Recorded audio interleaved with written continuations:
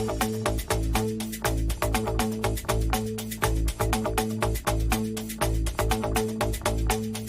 is the North End. This is the North End.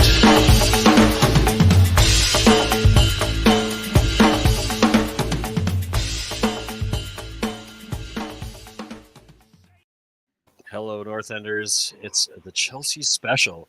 What is happening at Chelsea Football Club at the moment? We're blessed and lucky to have on Jaiden and Tyler. We've had on the channel before. Both Chelsea fans. Welcome, lads. I'm going to get to introductions to you, but I first want to introduce Adam Clarke, who is part of the North End as well as part of Tottenham on Tour, our other channel. Adam, welcome. Your first post on the North End. Glad to have you here with me. Yeah, thanks. Great to be here. It was great to join the North End as well. That's just a channel to Tottenham on Tour. So, I've been doing a lot for you, and a lot for Tottenham on Tour in the past few months since I started working for you, Brian, and it's been great so far. Going very smoothly. Actually helped in the pre-production of this. So hope it goes well. And just let everyone want to know, I am slightly nervous about co-hosting, but look it.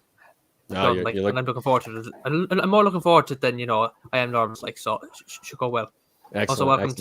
Also I have to welcome Tyler and Jane as well, of course. Of course. And good to see you guys again. Tyler, I'll start with you, buddy. How are things? It's difficult few days. I mean, difficult period for everybody in the world at the moment. So obviously shout out to the Ukrainian people who may be watching this, and the situation they're in is, football for us is an escape from the madness in the world. And, it's hard when they cross over. And of course, this is going to be a big part of our conversation today, but how are you, sir? And welcome to the channel. Thank you. We're doing good. Right now, you can see Chelsea's in kind of a rough patch, so we're just getting through that right now. Yeah, nice. Good to have you on the channel, mate. Jaiden, good to see you again as well, buddy. Same. How are you? Are you doing okay? I'm good. Just getting through pandemic, watching Chelsea through the highs and lows this season, and yeah. Nice one. All right. Well, speaking of lows, because we're going to start with the Carabao Cup. The last round that you guys, or the final you guys were in at the weekend. Great game, by the way. I don't know if you guys enjoyed it as much as us neutrals did, especially since Chelsea lost. Sports fans, you mean so bright. Yeah, I know, right? Jaiden, I'll stick with you. Thoughts on the game, first of all. I mean, great game, just a good game of football, despite the 0-0 finish. And obviously difficult for you guys to lose, but what were your thoughts on the match? Well, Mount, Pulisic, Lukaku, well, not even really Lukaku, but they couldn't finish their chances, and it was just pain watching them. Mount had the easiest chance of them all, and then he couldn't finish. Lukaku's he was barely offside, but still offside. But that's a tough call, that one. I struggle with that one myself. Our team has had it both ways, and I think a lot of teams have. But when it's that tight, when it's that close, and the goal is good, it's a quality goal, you're kind of like, come on, where's the fun in that? And yanking it, and a goal I think would have made, despite it being a lot of fun in the extra time and going to shootouts and stuff, which we'll get to the result of that, which was pretty hilarious and a good talking point. It would have been nice to get a goal in the game and just see what happens with that. I think Liverpool might have equalized, and then a little bit more to talk about. But Tyler, what were your thoughts? Did you enjoy the match?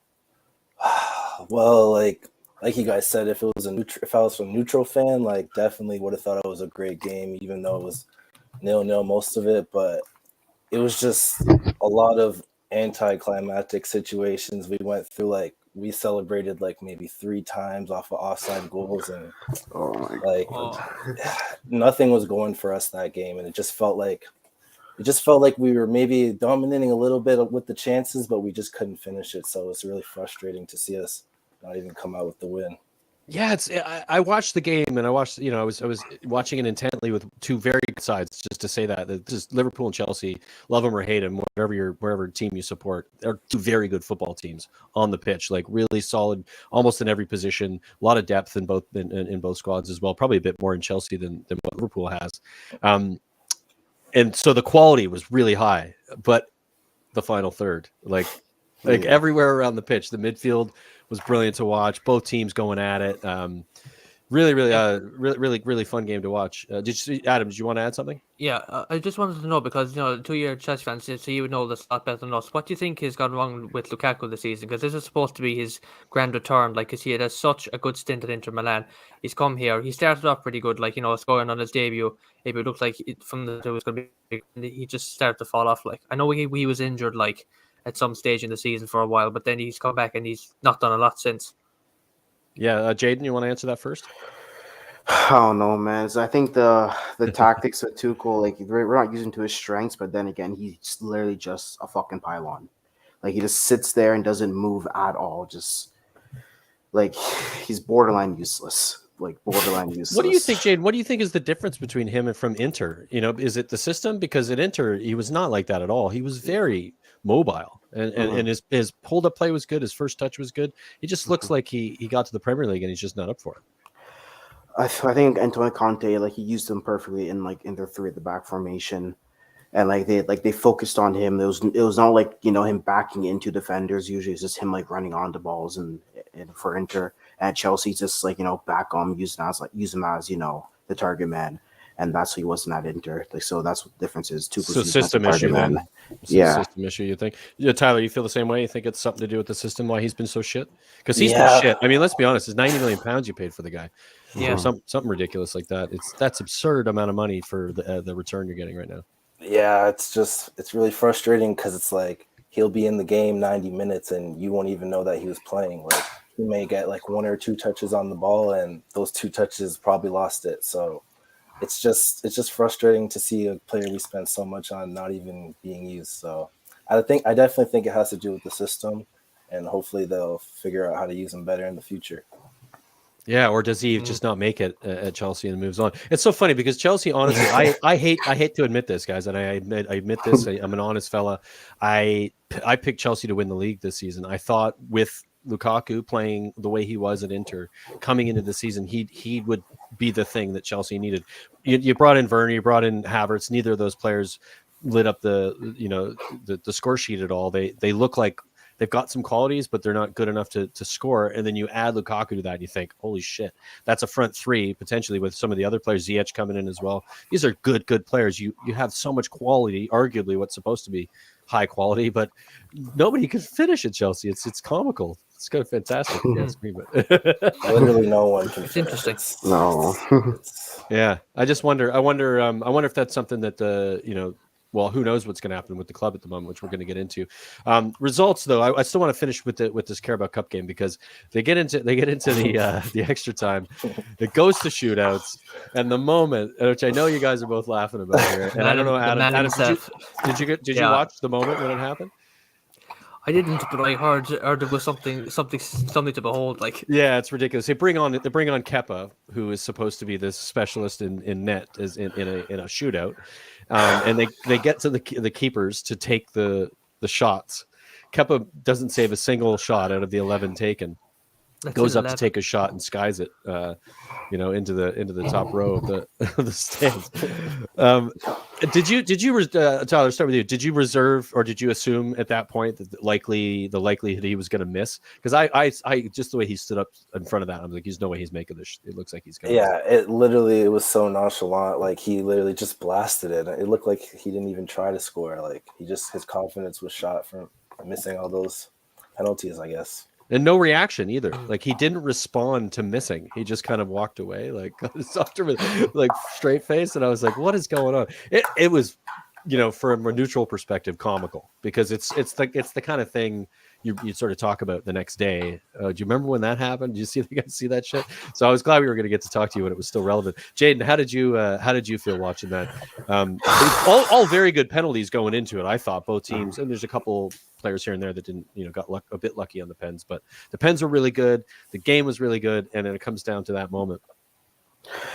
Well, I wasn't really expecting it to go all the way to the keepers, but once I saw that Kepa was standing up there and Calera scored his penalty, I was like, this gave me Man United versus Villarreal flashback. Spanish keeper missing his penalty in the last.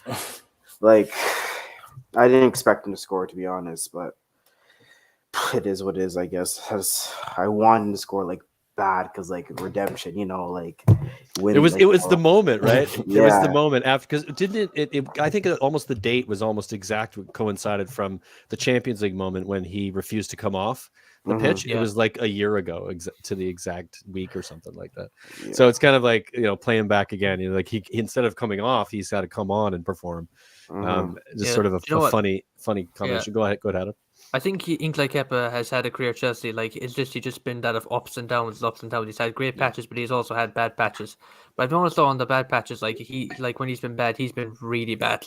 And then in his good patches, he's been solid, like one of the best keepers in the league. So I don't know, like if his form is just inconsistent. Well, no, his form is inconsistent. I'd say because it's obvious.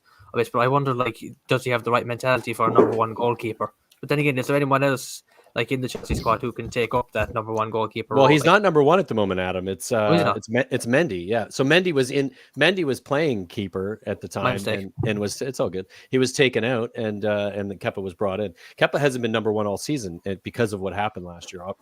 Obviously, that's likely the case.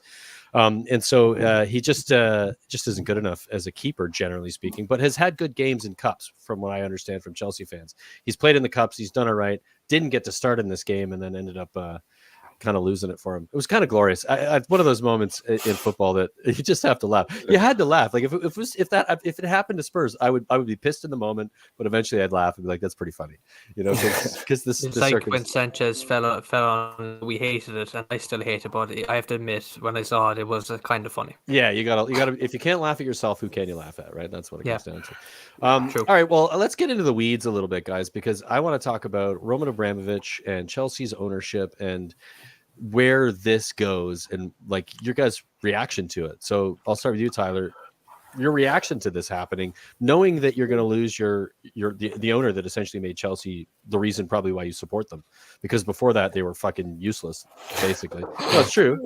I'm being honest. They weren't a good team. They weren't a good side. They were a mid-table team. They were crap before the billionaire came in.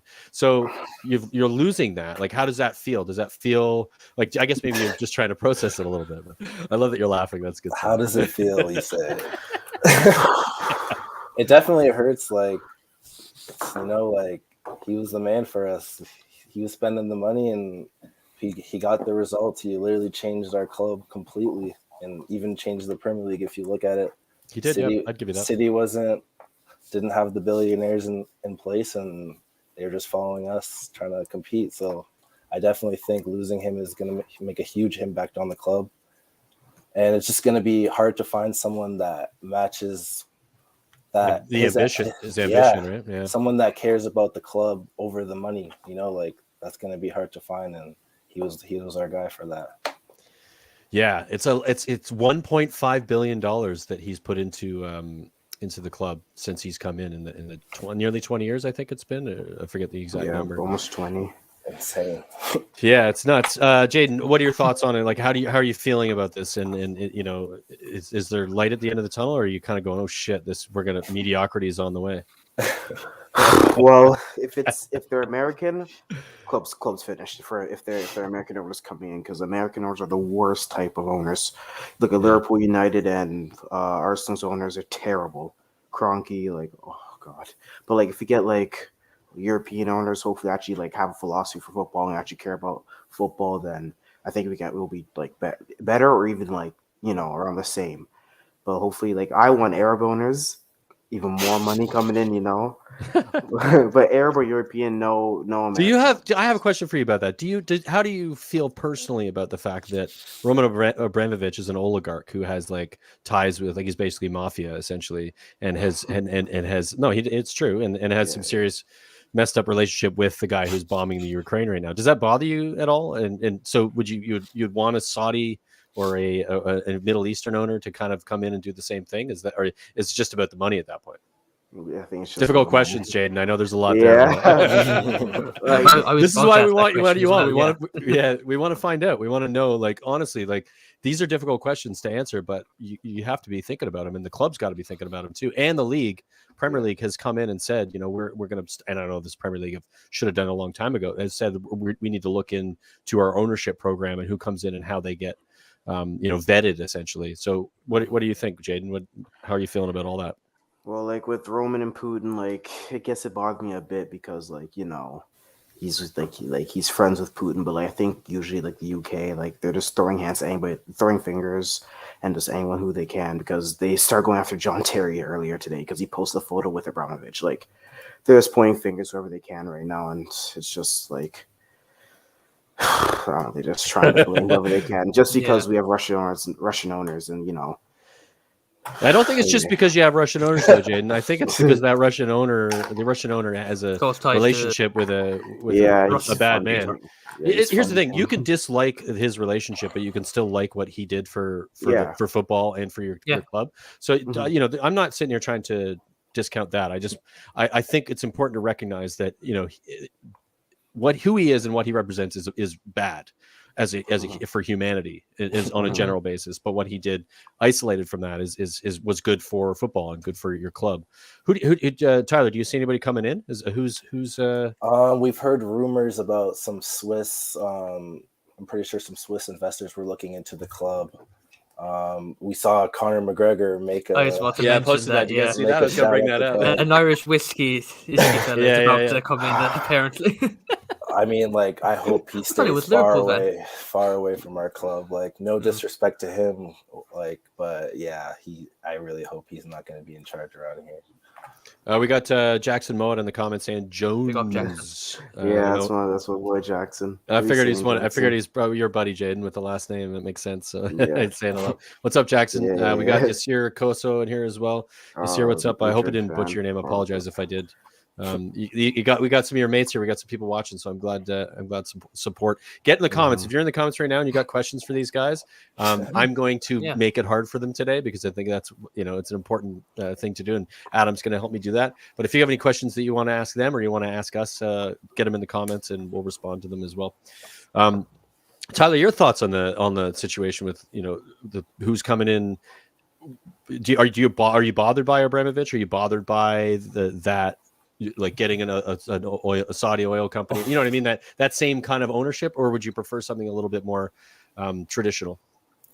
Well, with Abramovich, we kind of had the balance. Like we had a little bit of corruption, but he did a lot for the club. So honestly, like the most important part in the new owner is getting someone that cares about the club more than the money. And you realize that he is a one-off. You will no ownership in football will ever be remotely close to what he was. And it's true. Like think about how much he loved football. Like he loved the game. He cared about the team. He wanted the team to win trophies, and he'd do everything to do that. It's including put 1.5 billion of his own money in loaning it to Chelsea. Chelsea owe him that money. It's money that he said, "Here you go. I'm gonna invest in the team." That isn't going to happen again to any team. Yeah, we just hope that because he left that legacy at the club, that we do our best to kind of find someone that replicates that as close as possible. Yeah, I mean it's a fair shout, right? Like it's the position you're in right now, and you're gonna hope for that, and I get that. So Fetty says Foden and Mount. Who do the Chelsea fans think is a better baller? Let's who wants to take that one? I'll take it. I'll take it. All right. I mean, I think it's an easy answer, isn't it? Mount, any day of the week. Mount. He's just a better workhorse. He's a better player than Foden. That's I think absurd. Like no. Foden, like if you put Foden in that city, you put Mount in that city team who would be doing the same numbers as Foden. It's Pep Guardiola that made Foden. When Pep leaves at the end of next season, you won't see Foden playing as well as he did. Does Foden miss those chances in the Carabao Cup final that Mount missed? Probably. I'd say no. Probably. I feel like he'd missed a couple. He might have scored. But... I don't know. It's kind of got Foden written all over it from that distance. Tyler, Foden, like when it comes to the. It's hard, Jaiden. Honestly, got to answer it honestly. I get the idea that if Mount's your player, right? You're going to have that bias, and you're going to go, I'm going to choose Mount because he's my player. It's that bias is always there. We do that as a habit as humans, but from a quality perspective, when you look at these two players, I think of Foden and I think of Mount, and I think they're very similar in where they play on the pitch, and I think that they offer something similar to whatever club they play at. Whether it's that inside forward, that false nine sometimes. A lot of different sort of positions in that front three, depending on the shape that they're playing, that they can fit into. I just think from a dynamism perspective, Foden has a little bit more than Mount, but they are both very good. That's my honest opinion on it. Without taking I can agree with you on that point, just because Foden does show more on the offensive side, and it's getting in the highlights. Like, you're hearing more about him like week in and week out with City. So it's just like, I think that Mount has the potential to be a better player going forward, but I would say right now Foden might have the edge. Yeah. Here's another good thing to think about when it comes to this question: in the England side, who gets in before Foden or Mount? Because they're basically going to play the same position, right? Like, you could say, I think you could pick either one at any time. I don't think you'd be disappointed with it. I think Foden offers a touch more, but they're both great. It is, yeah. They're both great players. You can't argue with that. Like, I picked the both. Like, I cheat in that way. I just like stick both of them in the midfield. Like, I mean, they're that good. Like, yeah, you could put them in, two of them in a front three for England with Kane in the middle, and you'd be a happy camper for sure. All right, another question we got from you. This is in regards to sort of the conversation we were having about your state of your club at the moment. In terms of signing, do you guys see Chelsea making big signings in the future with no longer having the facilities of Abramovich, or the money? Like, and it kind of goes back to that question that I just was asking. Jaiden, where do you sit on that? Like, are you worried about the fact that you might not have any money? No, because like, the clubs, Abramovich wants to sell for $2 billion. Like, we'll find somebody just as rich or even richer than Abramovich. They'll probably still spend the money, because why would they spend $2 billion on a club just to put into the ground? So they'll spend the money. We support Tottenham, mate. We'll tell you how they do it. Shit. Tell them how they don't do it properly. We'll tell you how they do it. They take the money and they put it in their pockets, which is what most teams do these days. The fact that Abramovich spent it on the club and bought players and bought the players he needed and brought in the coaches he needed is very rare. City's been able to do it because of the amount of money, and now Chelsea losing that ownership. Tyler, what are your thoughts? Signings? Do you think signings are going to become a problem for you guys? I mean, it definitely will be a problem if we're not going to have the same amount of money. And just like, we have already spent 100 mil on Lukaku, so you can see that as a loss right now. So I don't know how we go up from this without Abramovich, but obviously hoping for the best. But it's definitely not a good situation for future signings. Yeah, I wonder if what the squad is feeling about it right now. Like, if you were to sit in lunch with the players in their sort of cafeteria, and what would they be talking about? Like, what would they be saying when this is all going on? If you're at the club and you recognize that the ownership is changing, that ownership means that the investment in the club might not be the same. Are you starting to think about, like, well, maybe I should think about my future, and maybe I should, do you guys think that there's a little bit of that in the squad at the moment, or do you think there's a fear of that, Jaiden? Tyler, sorry. I think definitely, like, once you hear about the owner leaving, like, they usually have a certain plan or vision that those players fell into, and getting new ownership can mean they don't like the players that they currently have, and maybe they want to offload, maybe they want to bring in some new players. So yeah, definitely as a current player, I would definitely be a little nervous about the situation. Yeah, I think they showed it a little bit. Sorry, go ahead, Adam. Yeah. Also, like, over time, like, and I really want to get your opinion on this. How many changes are like how? Yeah, actually, not how many changes are you expecting to happen now over time? Like, with this ownership change, are you expecting big changes immediately, or is it gradually change, like, the way the club is run and what goes on now, and transfers and all that stuff? Are you expecting huge change, like almost instant impact, or are you expecting maybe this could take a while to kick in? Jaiden? I think, I think it probably will take a little while. You see, over the years, players will start, probably lashing out, leaving, but like, I think with like transfers, it's all in Jaiden's breath there. Like the sign sums it up. I think one like say if like they don't spend the same money, like 100 mil, like they'll probably do what like Liverpool did. They have like we get better scouts and you start buying players like 30 million, 40 million gems. Like when they got Salah, they got Mane, even Luis Diaz for like what 30, 40 million probably.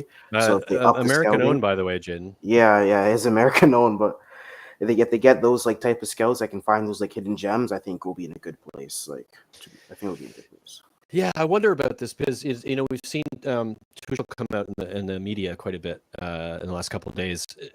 How do you feel, Tyler, about him being the one who's the spokesperson for the club when it's kind of not really?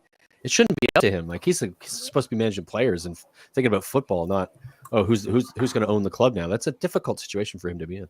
Yeah, like it definitely feel for him. Definitely overwhelming having to deal with the media talking about just about everything. Like I saw they brought up the war in Ukraine, and it's just like he's a manager for a football club. Why are you asking him about that? Yeah, I think it's unfair personally.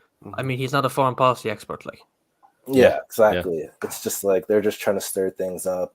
But definitely I feel for him. Like we're not even playing that well right now, so he has to deal with that and to deal with the situation going on in the board. It's definitely overwhelming.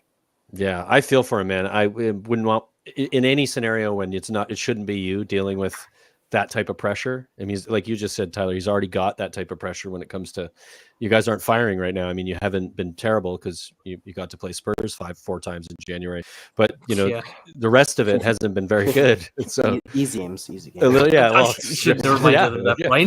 I mean, well, no, I mean, manager go both directions. I can accept how bad we are against Chelsea, but you guys haven't been that good. Like, are you worried about the forum? The league forum generally will suffer from this? Like, do you think it's going to get into the team and kind of filter into the performances aren't as good as you'd like? Does it get worse, Jaiden, if you're dealing with this now as well? Yeah, it could get worse because when you played against Luton yesterday, we were fucking 1-0 down, 2-1 down to them. Yeah, you can see it was affecting them, and then I think even like referees would be against us now, like possibly like. A little conspiracy thinking going on there. Look at the Naby Keita challenge. He stepped on Chalaba's balls and not even a red card, not even a yellow card. Yeah, I don't know. It's See, I don't think that's a card for me. But I get the argument. No, I don't. I don't think it's a card. I think it's two players going in with their legs up at the same time, and one of them happens to follow through and catch the other guy. It looks bad. It hurts, I'm sure. But why is it a card? It's a 50-50 ball. Anyways, we can not talk about that if you don't want to butcher me for saying it. But yeah, I think it's going to be interesting to see how they pan out. What position are you guys in the league right now? You're third. Third, yeah. How many above United? Is it how close is it right now? I can check. Couple of points, and also close to those. So yeah, third place on 50 points, 3 points above United, but points. 2 games in hand on United. So that's handy. You got to win those 2 games in hand, but you got them. Are you worried about dropping out of the top 4? No. Tyler is. No. Jaiden's not. I mean, it's good to be optimistic, but it's definitely close, a very close top 4 race. Like there's Arsenal, there's Man U. Like we have to play our best to stay in the top 4. So it's like we have no room to slip up. I can't say I'm super confident about the season, but yeah, Jaiden, I don't know where you're getting this optimism from. No. Well, tell us where you get it from, Jaiden. I mean, you think so let's look at the points total for the next 4 teams below you. You've got United on 47, West Ham on 45, Arsenal on 45, and Spurs on 42. I would easily take Spurs out of the conversation. We know that they're likely, with our inconsistencies, aren't going to get there.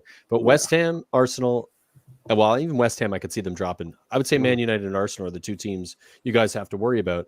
They're right there with you. If they put 3-4 games together and you guys drop 3-4 games, and this situation that's currently going on with your club affects you guys, isn't that something you I mean, Jaiden, you got to be worried about that a little bit, no? Not United, please. They drew the Watford. Ronaldo's not firing. Rashford's ass. Greenwood. But that's a team that is unbeaten in 9, and won 7 of them. They won 7. Yeah. So you slag them, but a couple of draws, and they haven't won pretty, so nobody's going United look good. They look like shit, but they're still winning. And so if you guys start to fall off and you start to lose some of those games, then I don't know. I'd be worried if I was you. I'd be especially with the situation. If this didn't happen and you didn't lose your ownership and everything was kosher with the club, I wouldn't worry about it. I think you guys have enough in the side, and I think you'll tick again. But I think this adds a whole lot of messiness to the situation. This blows it open a bit. Yeah, I agree. I completely agree. Yeah, Jaiden, we saw it in the beginning of the other game. You guys were against Peterborough. You guys were not firing at all. Looked nervous. Looked sketchy a little bit. I think that's gonna creep in with the pressure as well that's coming up. A couple more questions I think we've got going on here. We've got Adris BH. Any predictions for Manchester City's next manager and what club? Manchester City. Why do we care about Manchester City? Yeah, no one cares. I thought I shouldn't be leaving anyway. Yeah, maybe. We don't really need to answer. Idris, thanks for being here, mate. Appreciate that. This is a Chelsea special, so we're not going to answer your question. I apologize for popping up there, lads. I thought it was going to be about Chelsea. We've got another one here about another team that isn't Chelsea. All right, are these guys your friends taking the piss? Is that what's going on? this one card, Liverpool scum. You got United, they're all we got COYG. Guessing no way. Arsenal fan. In front of two Tottenham fans. So Jen, is your fan? Are your friends not all Chelsea fans? You guys got a good mix between your crew. Yeah, like usually on the PlayStation parties at night, like every Wednesday nights, just 4 a.m. just talking about the Premier League and like which teams are better. But yeah, we got like United fans, Arsenal fans, who are City fans. No Tottenham fans because no one supports Tottenham. But like, careful, Jane. Careful, Jane. You're here with a couple of them who do. We accept our failures, but you're only there because you got $1 billion owner who just left. So you guys would love that $1 billion, though, wouldn't you? Oh fuck yeah! Yes. not with the owner though, but I take the money in a second for sure. We have an owner who has that kind of money, but just doesn't want to spend it. That's I just want to spend it, but like in property investment. Yeah, exactly. Not spend it on the football. So yeah, where do you see you guys finishing at the end of the season? Are you guys like? Would you pick a confident finishing third, Jaiden? Yeah, third. Confident third. Yeah. Confident third. Confident third. Even Tyler? Oh, go ahead, Adam. No, but like I just wanted to throw in an extra twist onto that question. Like with the form you're in at the moment, like say like, and this is hugely theoretical. If your form doesn't change for the rest of the season and you continue the way you are, just what position do you think you're most likely to finish in? Lowest fourth. I think we still have the quality of players to win the games and just try to win the games. And what's your running like? Have you guys had a look at it? I think we got 14 games left. I got it. Our next few games are Burnley, and then we play Norwich. So that definitely should be games where we should win. Burnley is not an easy team to beat. We've seen them against them. They're not. They beat Spurs. I know that Spurs are shit. We're aware of that situation. But that was a week after Spurs beat the champions at their own ground. So they're really hard to break down. They're a difficult team to play against. So Norwich, on the other hand, I think you're fine with that one. Yeah. So what's your running like? Is it who do you have left of like the top six? That you still have to play. I think we play United one more time. We played Liverpool. We played City. We have Arsenal, and then we played Tottenham already. I think that's it. So the rest of them are all lower. Yeah, I think Arsenal and United. That's pretty much it. Yeah. Yeah. So Tyler, lowest and highest possible place finishing with your current form. What do you think? Highest, I'm gonna say third. Lowest, we could actually fall out the top four if our situation doesn't change. I'm not gonna lie, we could, not too far, but we could definitely fall out of that top four. I'd say max sixth, but I'm not. Yeah, I can't see that. I'm not gonna think about that. Jade's face. I love it. No way. Hey, it depends what the owner situation. That could change everything. So. There's a couple of key games though for you guys. I'm looking at your run-in right now, and I think these are the things to consider. You've got, like you said, Burnley, Norwich in the next 2 games. You got Newcastle after that, on a very good roll right now. Newcastle, obviously a better team. They bought some players in January, more organized. They've got money now. They're going to function better than they functioned previously. I think they're on an unbeaten run for the last 4 or 5 games. You've got Lille in the Champions League, Middlesbrough, who we lost to in the FA Cup. You guys are laughing. Man United lost to them as well, so be prepared for a game. Be prepared for a game. To bring that up, Brian. No, I don't know. I'm fine with it. Middlesbrough will give you. They're way better than you think they are, and especially in the cup, they've beaten Spurs and United to get to where they are right now. So you can laugh at it all you like, but I'd be weary if I were you.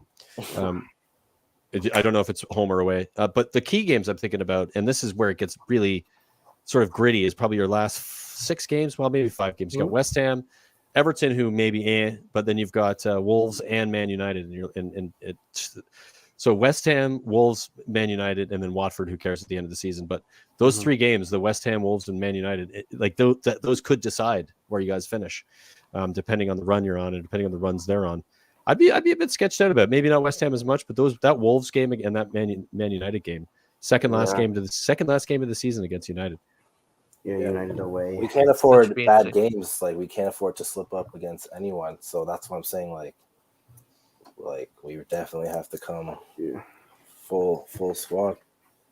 Yeah, we got a good question here from somebody who isn't taking the piss. Fetty this time is how far is Chelsea going to go in the Champions League?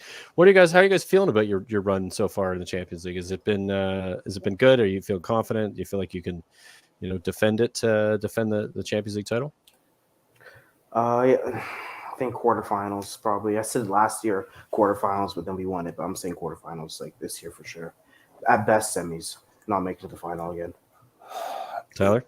Yeah, like last year we had a bit of a run, but I don't expect. Bit lucky last year, would you say? In some cases, I mean, we beat some good teams, so like you can call it luck, but we had to go through some tough teams to make it there. I mean, luck in the games you played. I think there was some circumstances. Yeah. Sorry, go ahead. Okay. Yeah. But this year, like I don't see us winning it. I can see us being respectable and get like quarterfinals, maybe semifinals. But yeah, I definitely don't see us winning it. You should probably get past Lille, though. No, like I mean, they're a good side. They're not great, but they're a good side in the French league. You think you should have enough for that, right? Yeah, I think we should. Yeah, Jaiden. So yeah, quarter semis. Trying to think. Lille, I think we'll beat Lille next week, or it was a week after. I think it's on the 16th. Yeah. All right, so yeah, we'll beat Lille, but quarters. If we get lucky, semis, but yeah, don't think nothing much after that. Yeah. So do you think you might not be able to beat the likes of a PSG or a Real Madrid this year? No. The way Vinny and Benzema are moving right now, then PSG. Oh, they're looking pretty unstoppable at the moment, don't they? Yeah, I don't see it. I just don't see us. It would have to be some strike of luck. Yeah. I think honestly, and this comes up a lot with teams in this, like being in Europe and being in the league at the same time and having to fight for both.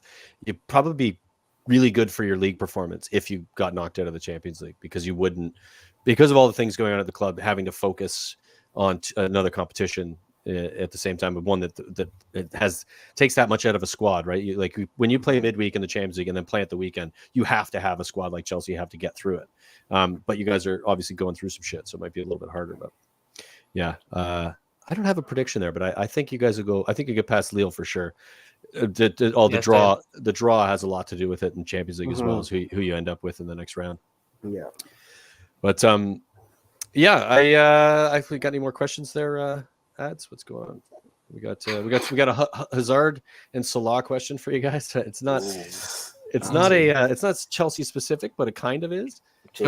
Both. Let's make it interesting and say both players in their prime. Or both players. Yeah, I was gonna say that. That's exactly right. Yeah. Both players. Hazard at Chelsea and Salah currently at Liverpool. Hazard. It's close. It's close, but like I've said this before, like Hazard just offers more than Salah. Like I said, Salah. One time I said like take away like Salah's like goals, what else does he offer to the team? Yeah, I mean that's a fair shout. He does. His job is to score, and he does score from a right wing position and scores more than anybody in the league. But what does he bring to the team? I mean, that's a lot, isn't it? Well, yeah, he has the goals, but say if he stops scoring, right? Just to say he's on a bad run. What else does he offer? He doesn't really do much. Yeah, I mean, I think he drags players out. A player of that quality is always going to get some of their best players to mark him. I think what is the most goals Hazard scored for Chelsea in his peak in a season? In the season, in Premier League or just all competitions. Let's just say in the Premier League. Or whatever you remember. 17, 18 maybe. I don't know. And how many seasons did he do that? At Chelsea in particular? I think 2 or 3. Right. So would you could you say that that Tyler will ask you that maybe Mo Salah's done it 6 times? And he scored twice that in a couple of seasons. Consistency. So to go back to what Adam said, we were talking about their primes. And if we're giving Mo Salah's arguably still in his prime because he's still top goal scorer in the league at the moment. It's hard to take him out of that prime. He's been in that prime for 5 or 6 seasons. So it's just both of them at their peaks are the best players in the Premier League, and it's hard to argue. Hazard had just the same effect Salah's having right now, so it's just for not as long and not as consistently. No, but it's true. Yeah, you're right. You're right. I mean, I'm just stating facts. I'm not taking the piss. No, it's I just definitely agree with you. But if we're just going off of his run that he had, then I'd have to go with Hazard. All right. The thing is, I saw club bias going on here. Go on, Jaiden. I saw Hazard. I saw this Hazard in his prime was compared to Messi, Ronaldo, then Salah in his prime has been compared to Hazard. Oh, that's I don't know if I agree with that, but that's just a Chelsea. That's just a Chelsea fan taking the piss. All right, a couple questions here in the comments here in regards to Lukaku that I want to get to. I want to talk from Tony. Says, is Lukaku a flop, and how come you've had 10 strikers before him sign and still lacking in that area? And then Paul Forrest also says, are the Chelsea fans starting to buy into striker curse at Chelsea? What is going on there? What you've had a number of players come in that position, and for some reason it doesn't even matter who's manager, there's just issues. It just seems to be a problem to fill in that spot since Costa left, right? Would you use the last striker you had that was prolific? What's going on there, Tyler? Is there something? First of all, answer the first question. Does Lukaku get better? Is he a flop? Do you see anything happening with that, or is he you sell him in the summer? Does he get better? He can't get worse at this point. So yes, he does improve. Yeah, all right. He does improve. He can't get worse. But in terms of our number 9 curse, yes, it's I don't know how to say it. Every time we get a striker, no matter how good he was before he came, it's always a disappointment. Is that a recruitment issue because of where they're coming from? I think people look at players in certain leagues and they think, oh my God, they're going to be incredible. And they get to the Premier League and it's just a much more difficult league to play in, especially as a striker, because it's so physical. And there's the center halves are all really massive and physical. And it's just, it's not the same game. Do you think that comes into play? Well, definitely that, because I feel like the point when we bought Lukaku, we were just really desperate to get a striker. We weren't going to get Haaland. You guys weren't going to give us Kane. So no way. Never going to Chelsea. No chance. Not in a million. No way. But I feel like it was just he was one of the better options at the striking position at the time, and he was doing really well in Serie A. So I don't think anyone batted an eye at it until he also played pretty well. And Paul Forrest, who's in the comments right now, and he could maybe agree or disagree. I'm not saying he was good at United, but he wasn't awful at United. He was better at United than he's been at Chelsea. So he had experience in the Premier League, where you thought after being under Conte and having such a good season at Inter, confidence-wise, he'd come back into this league and playing at a Chelsea side who are European champions, who have a lot of players around him to get him the ball. I don't get it. Jaiden, what are your thoughts on Lukaku? Does he get better over time? Is it somebody you sell in the summer? What's with the curse at Chelsea for striker? Oh, he can go. He can fuck off. Yeah, you're already there. He can fuck off. He can literally leave the club. I don't give a shit where he goes. He can cut. Love the honesty. I think I've seen clips where players can easily play him in and they're just not doing it. So it's also a player problem as well, because they don't see the runs that he's making. But after those comments with Inter, he can get out of here. He can go back to Inter, and they don't even want you, so he can go to bloody Inter Miami. Who do you bring in? Who replaces him? There were talks about Jonathan David a week ago. I mean, But Jonathan 40 David's now. fantastic for Canada, and he plays in is it in Germany or Leo? That's Leo. Is it Leo? Right. Yeah. Of course. My bad. So yeah, so he's got some experience in Europe, and it looks very good. I'd like to see him in the Premier League. I would have loved for him to come to Spurs as like a second striker behind Kane. Would have been brilliant. You guys are He looks like a Liverpool player. He looks like a I could see that too. See him at Liverpool. I could see that's a good shout actually. It's a good shout. Replace Firmino maybe. Yeah, I could see him there. I actually have a question for you guys if you don't mind. Shoot, Tyler. Interesting. So Kane, like such a prolific striker, like great player, but no trophies. And I just want to know, like, do you think he deserves to stay, or like, do you think you guys should give him like a send off? Like, maybe you go ahead, Adam. You can answer it. I'll answer as well. It's a fair question. It is a Chelsea special, but we are Spurs supporters. I just feel like you guys are just hogging him right now and hogging him. Well, he did come to our academy. I mean, so. Yeah, and he has scored the majority of our goals this season, or maybe and for the last 6 seasons there, Adam. But yeah, I just want to hear. For that reason alone, what Brian just said, I want him to stay. But you know what? What if we got in like a suitable replacement for Kane? Maybe then we could sell him for like a big 150 mil price. To like whoever wants to pay it. If we have a suitable replacement, and we could experiment with it and see how it goes. Like knowing Enoch, like they probably wouldn't have the balls to do that, or probably don't even have the care, to be honest, or even the football knowledge to do something as simple as that. For the time being, Kane absolutely 100% stays. Though I will say, and I hate to admit this, it's like when it comes to big games, except for the performance against City, which was hugely ironic, like in the best way possible. Yeah, but like when it comes to the other big games, like cup finals, he hasn't been there. He hasn't turned up, and I don't know why. No, I'm going to argue with Adam on that. I don't think that's actually true. Do you know? No, I mean he came, but the other 2 cup finals, he just came back from injury, and it was his first game back. So I don't really think that that's an appropriate. Like you're expecting a guy to come in without form in a final and win the final for you.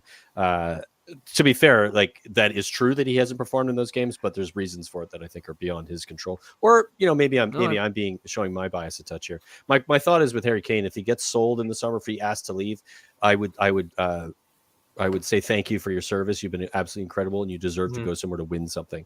100%. I have zero problem with it. It would suck because I think he's the best player in the Premier League right now. When he's on form, there's nobody that can touch him. He plays 9 and 10 at the same time. He's statistically, his ability, his passing, his scoring is better than anybody. That's just a fact by statistics and just incredible player.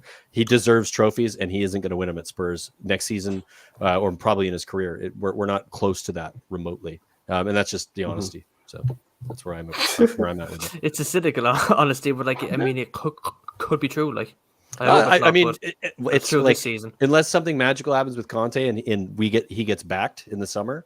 If he gets backed in the summer and we spend money somehow for the first time in our history and actually back a manager, because we've never done it before properly, then yes, I would say that we keep him and we go on and win something. But there's no evidence to suggest that that's going to happen. So I'm being realistic about it. And sad as it is, he deserves to play for a team where he's going to win something, because he is, in that conversation is one of the best players in Europe at the moment. So I don't think you can argue with it on form. I say that because he was terrible at the beginning of the season, but he had his reasons for it.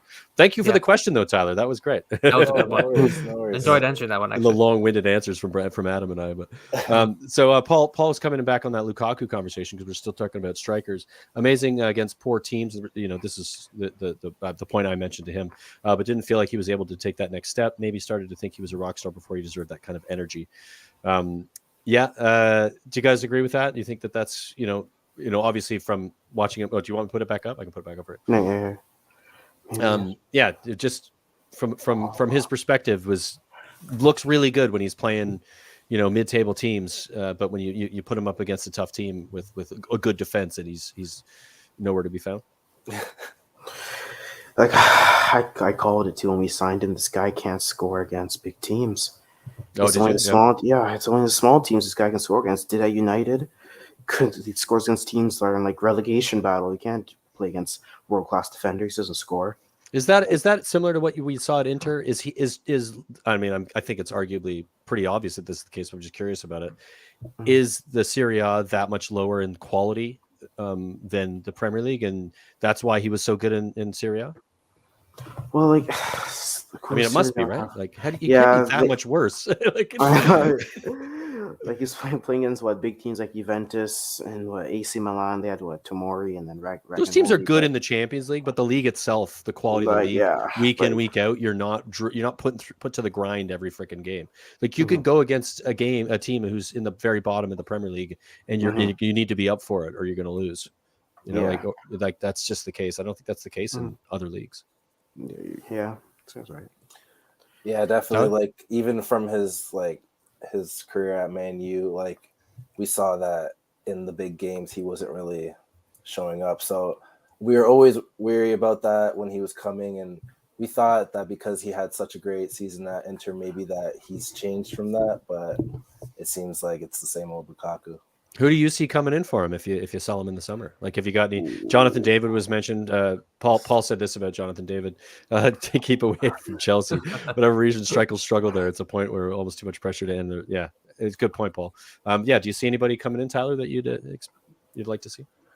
Well, first of all, like just offloading Lukaku, I feel like wouldn't be the easiest thing. Like, yeah, especially to the price and the wages, right? Yeah, like who's gonna buy him for $100 million again? Like. I don't think anyone would. We're definitely losing money on him. So at this point, it's just like, do we get one striker? Do we get more than one? Because like we put. Didn't you do that with Werner and Kai Havertz though? I mean, you've got two other strikers at the club who can't fucking score. Well, Werner scores when it matters. I'm like, games, so like once in a blue moon. Come on. He still does. I like Werner. He just misses some serious sitters though. Like, he's actually a good playmaker, but he just has no end product. Yeah, that's it. I've seen him like miss some seriously like, how did he miss that? How did he miss that? Like a guy who's supposed to be clinical, just missing sitters. Sorry, Tyler, I interrupted you. Who do you see coming in? Oh, who do I see coming in? Yeah.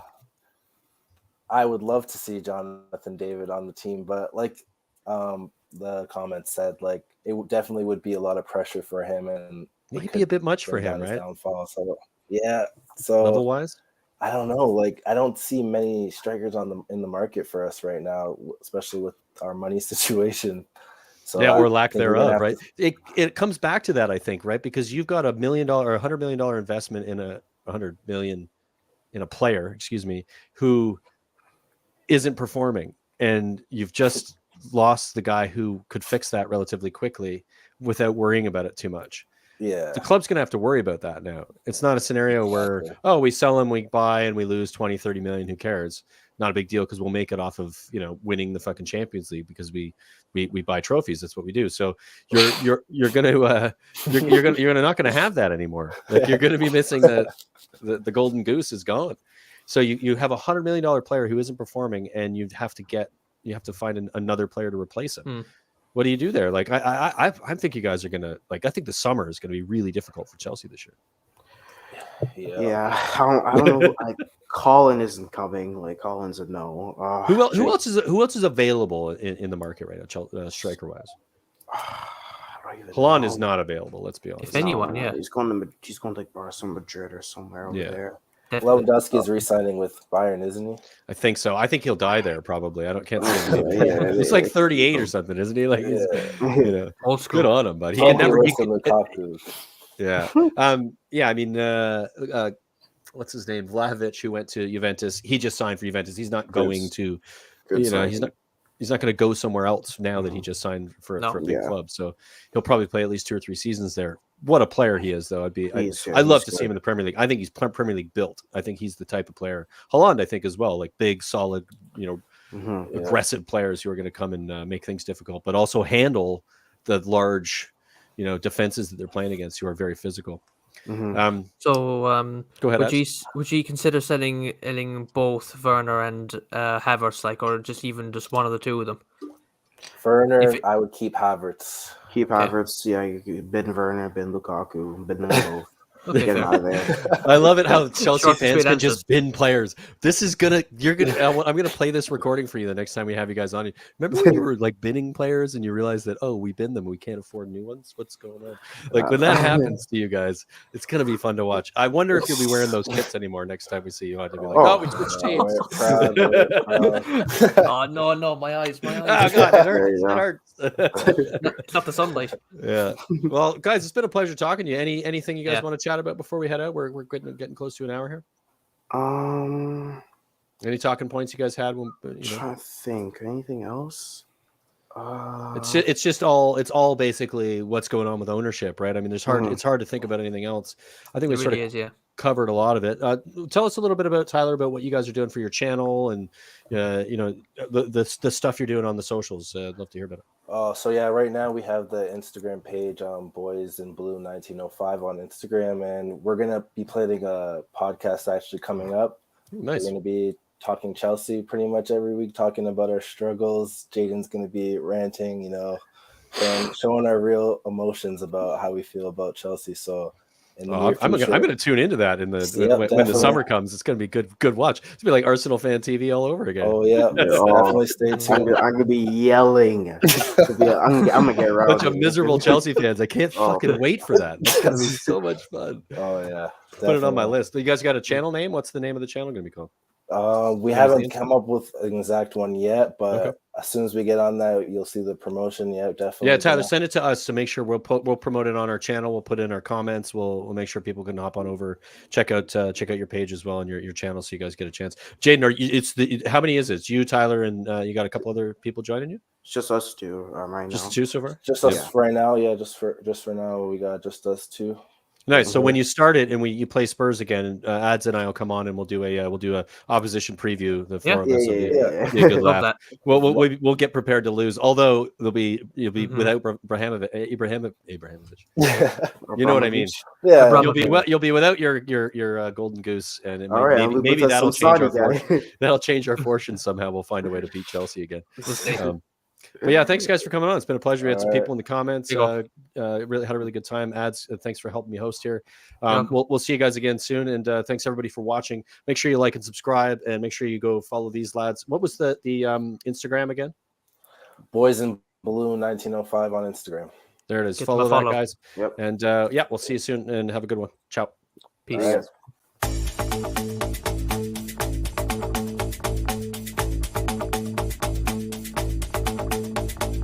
This is the North End.